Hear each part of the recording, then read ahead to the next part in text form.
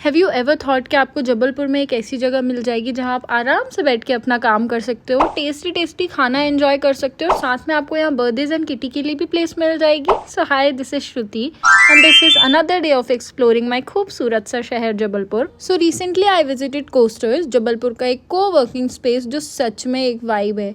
As a corporate मजदूर my life goal is खाना पीना और सो जाना और उसके बाद काम करना। बट टू माई सरप्राइज यहाँ पे इतनी सारी चीज़ें करने के लिए। सबसे पहले तो इनका एम्बियंस इतना प्यारा है दैट आई कांट एक्सप्लेन। इसके बाद यहाँ पे इतने अच्छे बेकरी आइटम्स मिलते हैं, प्रशांत प्रशांत बोलने वाले क्रोसॉन को भी देख लो बहनों। और इसके साथ ही यहाँ पे फूड का जो टेस्ट है ना वो भी बहुत डिसेंट है। मैंने ऑर्डर किया था white sauce pasta, fries and cold coffee.